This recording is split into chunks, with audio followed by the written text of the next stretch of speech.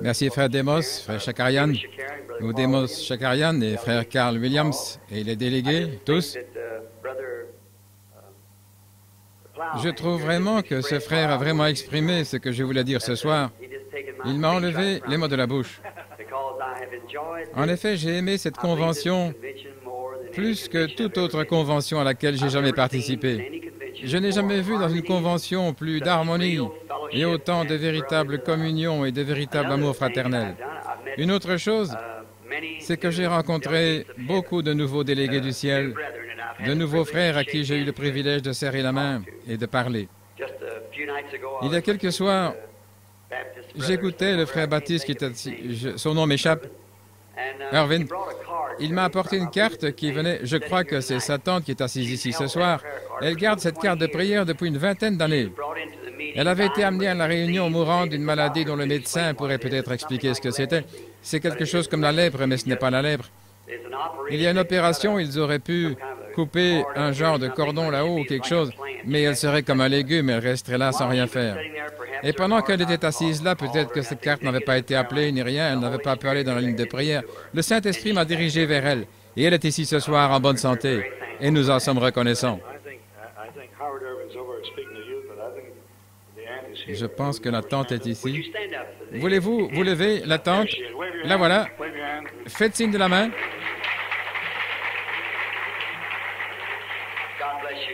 Que Dieu vous bénisse, ma sœur, pour votre foi vaillante dans le Fils de Dieu.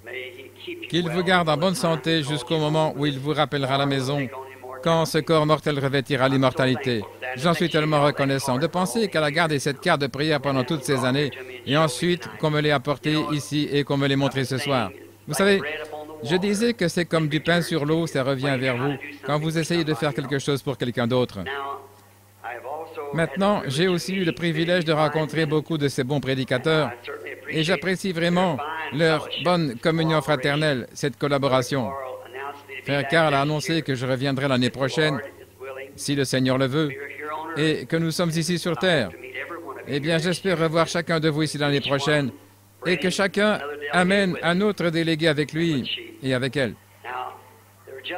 Maintenant, il y a juste une chose au sujet de laquelle j'aimerais dire un petit quelque chose, peut-être pendant un moment. En effet, le Dr. Reed va parler après, et je suis venu jusqu'ici ce soir, j'ai fait 250 miles pour entendre le Dr. Reed. Et il est arrivé quelque chose dernièrement, mais le Dr. Reed, je ferais 1000 miles en voiture pour aller l'écouter. Mais il y a eu quelque chose depuis que je suis venu ici, je ferais 1000 miles, rien que pour entendre ce que j'ai entendu dernièrement, quelque chose de tellement merveilleux, quelque chose que la chair et le sang ne peuvent pas révéler. Il faut le Saint-Esprit pour le faire. Et de voir quelqu'un qui a donné un tel encouragement à ma vie, et certainement que j'en serai très reconnaissant tout le reste de ma vie. Ce que je voulais dire, si jamais je dois me faire opérer, faire appel à un médecin, je ferai appel au Dr. Reed tout de suite. Je peux mettre ma confiance dans un tel homme pour m'opérer si j'avais besoin, dans des mains qui croient en Dieu. Voilà celui que je voudrais voir travailler sur moi. Mais j'espère que je n'en aurai jamais besoin. Mais si ça m'arrive, je voudrais que ce soit lui ou un homme comme lui qui fasse le travail si lui ne pouvait pas être là. Il m'est arrivé quelque chose hier soir, ou plutôt hier après-midi, que j'ai vraiment trouvé plutôt étrange. Et je serai bref parce que je ne veux pas prendre le temps de mon frère, comme il va prêcher. Mais je pense que c'est un genre d'hommage à mon ministère. Je fais attention aux petites choses. Chaque petite chose a un sens pour moi. Je ne crois pas qu'il arrive quoi que ce soit à un chrétien par hasard. Je pense que c'est établi par Dieu, parce que Jésus a dit qu'il ferait concourir toutes choses au bien de ceux qu'il aime. Ainsi, je crois que chaque petite chose, dans l'humble petit ministère qu'il m'a donné pour vous aider, vous, chacun, et vous m'êtes une aide, nous nous aidons mutuellement à parvenir à la gloire. Ainsi, chaque petite chose a un sens pour moi. Mais c'était dur pour moi de croire ça hier après-midi, quand je ne trouvais pas mon passage ici sur l'estrade. Je vous dis, je n'ai jamais été aussi décontenancé de ma vie. Et donc, ma femme m'avait donné une nouvelle Bible pour Noël. L'ancienne que j'avais était vraiment usée. Je l'ai depuis bientôt 20 ans. Elle m'avait été donnée par les gens de Houston Gospel Tabernacle il y a bien des années, quand j'étais à mes débuts dans les campagnes. Et donc, je la chéris vraiment beaucoup. Et les feuilles et les pages d'avoir traversé la mer et tout autour, au point que c'est en train de tout se détacher. Et je choisis une page peut-être dans la Genèse et je dois aller voir dans le Deutéronome quelque part pour trouver ça, vous savez, là où je l'ai glissé dans la Bible. Alors, elle m'en a acheté une pour Noël et ça me faisait de la peine de laisser le vieux livre de côté, tellement il m'a été cher. Et j'ai dit, si je pars avant que Jésus vienne, posez-la sur moi et qu'elle descende avec moi, alors je ressusciterai quand nous nous relèverons. C'est mon opinion en tout cas. C'est comme cette petite histoire que j'avais l'habitude de raconter. J'espère que ce n'est pas sacrilège. Mais je suis allé... Un homme me disait une fois, je crois que c'était avec frère Earl Prickett, à une réunion là-bas à New York, et j'ai rencontré un homme, il disait, « Dites, qu'est-ce que vous faites avec ces hommes d'affaires, vous qui êtes prédicateur? » J'ai dit, « Je suis un homme d'affaires. » Et il a dit, « Vous travaillez dans quel domaine? » J'ai dit, « L'assurance. » Il pensait que j'avais dit les assurances, vous voyez. J'avais dit l'assurance. Il a dit, « Oh, quel genre d'assurance est-ce que vous vendez? » J'ai dit, « La vie éternelle. » Éternelle. J'ai dit, « Je ne la vends pas. Je ne suis qu'un simple assuré moi-même et j'essaie de la recommander aux autres. » Je me souviens d'un garçon avec qui j'étais allé à l'école à un moment donné. Il était courtier d'assurance. Maintenant, les assurances, c'est bien. Mais moi, je n'en ai pas. Alors, donc, il est venu chez moi et il a dit, « Billy, je voudrais te vendre des assurances. » Et j'ai dit, « Je connais ton frère. Mon frère est représentant de la métropolitaine. » Et il a dit, « Eh bien, il a dit, je voudrais te vendre des assurances. » J'ai dit, « Oh, Wilmer, merci. » Et il se peut qu'il soit ici ce soir. Son frère, il écrit des articles dans la Chambre haute, le magazine de la Chambre haute. Et j'ai dit, « J'ai l'assurance. » Il a dit, « Quoi? » Et ma femme m'a regardé comme si j'étais un hypocrite. Elle a dit, « Billy, j'ai dit, oui, j'ai l'assurance. » Et il a dit, « Oh, je suis désolé, j'avais entendu dire que tu n'étais pas assuré. » Et j'ai dit, « Non, j'ai l'assurance. » Et il a dit, il a saisi ce que j'avais dit. Il a dit, « Qu'est-ce que tu as dit? »« L'assurance. » « Que veux-tu dire? » J'ai dit, « Assurance bénie, Jésus est à moi. Oh, quel avant-goût de la gloire divine. Je suis un héritier du salut, acquis par Dieu, né de son esprit, lavé dans son sang. » Il a dit, « Billy, tu sais que j'apprécie ça, c'est très bien ça. Seulement, mon gars, ce n'est pas ça qui t'installera au cimetière. » J'ai dit, « Mais ça m'en fera sortir. »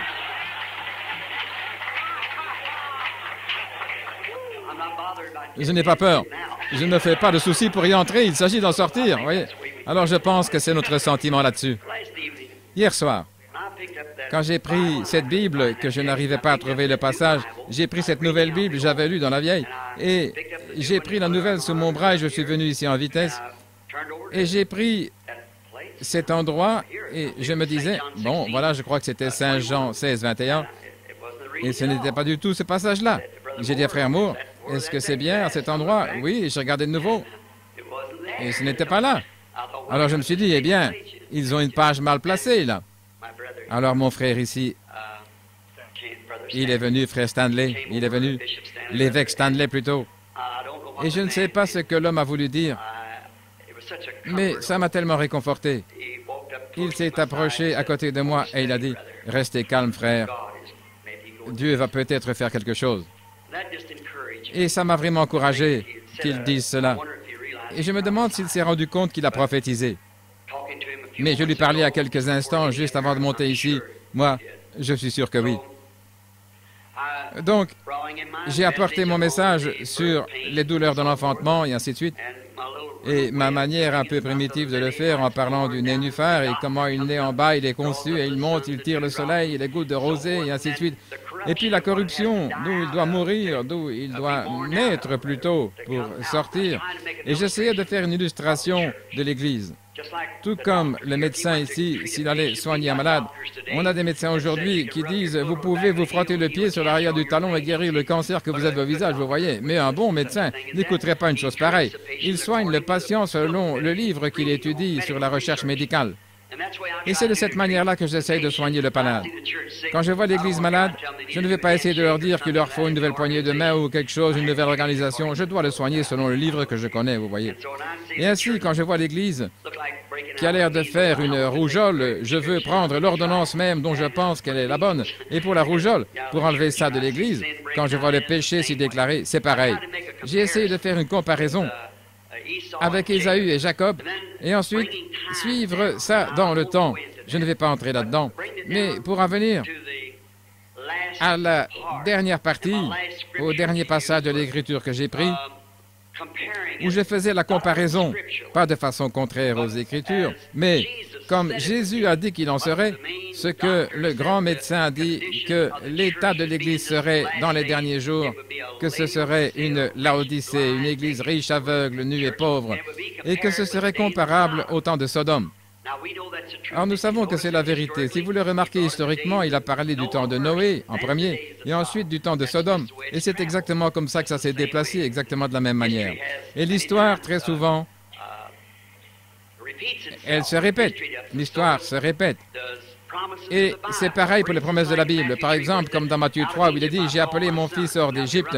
Maintenant, si vous allez chercher la référence pour ça, il s'agissait de Jacob, son fils, qu'il avait appelé hors d'Égypte. C'était son fils mineur. Mais son grand-fils, Jésus, a été appelé hors d'Égypte aussi. Donc, il y avait ça, une réponse composée. Donc, et vu qu'ils en parlaient beaucoup, et alors, j'ai apporté mes pensées là-dessus, et je suis descendu de l'estrade, et je suis sorti, mes enfants rentrant à la maison, voulaient s'arrêter quelque part pour prendre un sandwich. Et je me suis entré et ma femme m'a dit, « Billy, j'étais tellement mal à l'aise que je ne savais pas quoi faire. C'est moi qui t'ai donné cette Bible. » J'ai dit, « Ce n'est pas toi qui l'as écrite, ce n'est pas toi qui l'as assemblée, chérie. » Elle a dit, « Mais rien que de penser que je t'avais donné une Bible qui avait un défaut. » Eh bien, peut-être que ce n'en était pas un. Alors, un des enfants l'a prise, on tâtait les pages. Non, elle avait l'air correcte. Mais tout en bas, c'était 2 pages qui étaient collées ensemble, voyez-vous. Et le chapitre 16 était de ce côté-ci.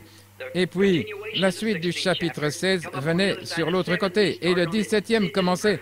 C'est parfaitement exactement la même chose, d'un bord à l'autre. Et ce papier Bible très fin qui était collé. Et je lisais dans le chapitre 17 pendant tout ce temps-là, au lieu du chapitre 16. Et j'ai pensé, oh Dieu, pourquoi tu fais ça? Pourquoi a-t-il fallu qu'une telle chose arrive? C'est moi qui sondais, vous voyez, pour voir ce qu'il en était, parce que je pense que rien n'arrive par hasard. Et je pensais au réconfort du frère ici, qui était venu me dire, « Restez calme. » Lui qui était prêtre, « Restez calme. Peut-être que Dieu va faire quelque chose, ou quelque chose du genre. » Et je me disais, comment est-ce possible? Et puis, pendant que j'étais assis là, comme un coup de tonnerre du ciel, ça m'est venu. Maintenant, ceci n'aura peut-être pas de sens pour vous, mais pour moi, ça en a, vous voyez. Je me souviens dans Luc chapitre 4 que Jésus est entré dans la synagogue de Nazareth, là où il avait été élevé, selon son habitude d'entrer dans l'église, dans la synagogue, le jour du sabbat. Et quand il l'a fait, nous remarquons là que le prêtre lui a donné la Bible, le rouleau. Jésus, en parcourant le rouleau, a trouvé un endroit particulier, Ésaïe 61, et il a lu le passage de l'Écriture. Ensuite, il a remis la Bible au ministre du culte, et puis, quand il s'est tourné vers l'auditoire, tous les yeux étaient fixés sur lui. Et il a dit, « Aujourd'hui, cette Écriture est accomplie. » Et nous savons combien cette lecture de l'Écriture était étrange, parce qu'il avait pris seulement une partie des versets 1 et 2 d'Ésaïe 61, 1 et 2, mais il a lu jusqu'à cet endroit-ci, « L'Esprit du Seigneur est sur moi, pour panser ceux qui ont le cœur brisé, et pour guérir les malades, et pour ouvrir les yeux aveugles, et pour publier une année de grâce du Seigneur. » Et là, il s'est arrêté. En effet, ce qui suivait, c'était apporter le jugement, ce qui allait appliquer à sa seconde venue, pas à sa première venue. Alors il s'est arrêté, il s'est retourné, il a dit, « Aujourd'hui, cette Écriture est accomplie. » Comme c'était direct. Quelle déclaration c'était pour les docteurs et les personnes qui étaient présentes, qu'il ait pu l'exprimer clairement aux gens. Aujourd'hui, cette Écriture est accomplie. En effet, il était là, le Messie, et pourtant il n'y croyait pas. Il était là, le oint, pour cette heure-là. Chaque parcelle de son ministère, dès sa naissance, avait prouvé qu'il était ce qu'il était. Et pourtant, il ne pouvait pas le croire. Quelle déclaration! Mais il pourrait dire, aujourd'hui, s'il y avait eu quelqu'un pour leur ouvrir les yeux, ils auraient dû savoir dans quel jour il vivait, puisque c'était son heure, puisqu'il était en plein là, en train de faire exactement ce que les Écritures, tous les prophètes avaient dit qu'il allait se produire en ce jour-là. Il était là en train de faire exactement ce que Dieu avait prophétisé qu'il allait arriver. Comment ont-ils manqué de le voir? Ils auraient dû savoir tout de suite en voyant ce qu'était son ministère. Voilà le Messie. Il aurait su, parce qu'il avait dit, l'Écriture est accomplie. Je pense à aujourd'hui. Et remarquez ce que c'était. Alors que le prêtre a remis la parole était lue, redonnée au prêtre, et la dernière citation de mon texte que j'avais, et de mes passages de l'Écriture que j'avais notés, c'était Saint Luc 17:30, où Jésus se reporte à ce jour-ci, dans lequel nous vivons, l'âge de l'Odyssée riche, et pourtant, pourri dans la politique des églises et la politique nationale, vraiment pourri au possible. Et puis il a dit, comme il en fut au temps de Lot, il en sera de même à la venue du temps de la fin. Remarquez ce qu'il a dit. Au jour où le Fils de l'homme sera révélé. Au jour où le Fils de l'homme sera révélé. J'aimerais attirer votre attention. Vous voyez, il est venu en 3 noms. Il est venu comme Fils de l'homme, c'est-à-dire prophète. Et c'est ce qu'il a fait. Il a prouvé son ministère en étant prophète. Nous savons tous cela. Chacun de nous le sait. Il n'a jamais dit qu'il était le Fils de Dieu, il a dit qu'il était le Fils de l'homme. Maintenant, aujourd'hui, le Fils de Dieu. C'est-à-dire qu'il est revenu et maintenant il est sous la forme du Saint-Esprit, la personne invisible, mais quand même Dieu, le Fils de Dieu. Dans le millénium, il s'assoit sur le trône de son Père, alors il sera fils de David. Il s'est d'abord révélé en tant que Fils de l'homme, un prophète, dans cet âge-ci, tout le long de l'âge de l'Église, Fils de l'homme, Fils de Dieu, et dans l'autre âge, Fils de David. 3 fils. Mais vous remarquez ici, il a dit à la fin de l'âge de l'Église, c'était devenu un tel gâchis qu'il serait de nouveau révélé en tant que Fils de l'homme. Quand le Fils de l'homme se révèle, comme ce mélange d'hier était de circonstances, j'espère que ça ne vous échappe pas, nous avons eu la révélation du Fils de Dieu. Mais la dernière promesse qu'Abraham a eue avant que le Fils soit amené à l'existence, celui qui lui avait été promis, avant que le Fils promis arrive, Dieu s'est manifesté là-bas à Sodome en tant que prophète, en tant qu'homme dans la chair, Dieu, Elohim, comme j'ai entendu quelqu'un le dire il y a un moment, alors que la divinité était en lui corporellement, il était la plénitude. Elohim est la plénitude de la divinité corporellement. Et nous remarquons là, quand Abraham l'a vu venir, il a dit, « Mon Seigneur », ils étaient 3. Et à Sodome, Lot en a vu 2 et il a dit, « Mes seigneurs », manque de révélation. Donc, remarquez ce qui s'est passé ici. Quand il est arrivé, comment il s'est fait connaître. Est-ce que je ne pourrais pas dire ceci si seulement j'avais été vigilant? Vous voyez, le frère a prophétisé quand il m'a dit ce qu'il a dit. Aujourd'hui, observez ce qu'il a fait tout de suite après avoir lu ce passage de l'Écriture. Au jour où le Fils de l'homme, pas un homme, pas un être humain, le Fils de l'homme, se révélera de nouveau parmi son peuple. Aujourd'hui, cette promesse-ci, de cette heure-ci, dans laquelle nous vivons maintenant, est accomplie devant nos propres yeux. Il s'est tout de suite tourné vers l'Assemblée, et avec 10 ou 12, quel que soit le nombre parmi l'auditoire des inconnus, il a fait exactement la même chose qu'il avait faite à Sodome. Aujourd'hui, cette Écriture a été manifestée devant vous. Elle a été confirmée devant vous. Alors, mon frère, ma sœur, délégué, prédicateur, quoi que nous soyons ici, enfants de Dieu, combien proches sommes-nous de sa venue alors? Si maintenant nous voyons l'Écriture qu'il a promise juste avant que le feu tombe à Sodome pour la brûler, et qu'il la compare à ce jour-ci et que nous voyons cette Écriture s'accomplir sous nos yeux, combien proches sommes-nous de la venue du Fils de Dieu alors? Combien proche est la manifestation des Écritures, comme il l'a fait à travers Abraham en montrant l'Église en type, alors qu'il était la promesse à l'Église. Et maintenant nous voyons la semence naturelle d'Abraham, comme ils ont failli, mais la semence royale d'Abraham, qui est par la foi dans la parole promise, est en train d'être manifestée sur terre aujourd'hui. Nous sommes au temps de la fin, mon frère, ma sœur. Nous sommes à la fin.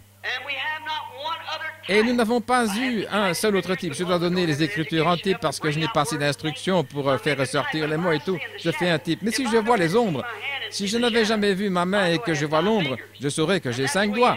Et c'est comme ça que vous devez observer les types de l'écriture de l'Ancien Testament. Qu'est-ce que cela fait? Cela préfigure ceci. Et Jésus a dit que Sodome était la préfiguration du temps de la fin maintenant. Et les passages même de l'écriture qui étaient promis à Sodome, les passages même de l'Écriture qui se sont produits à Sodome, dont Jésus a dit qu'il se répéterait de nouveau en ce jour-ci, c'est dévoilé en plein devant nous aujourd'hui. Que Dieu vous bénisse. Ne le manquez pas. Et si je ne vous vois pas ici l'année prochaine, quand ils graviront les marches d'or, j'espère vous rencontrer là-haut. Que Dieu vous bénisse.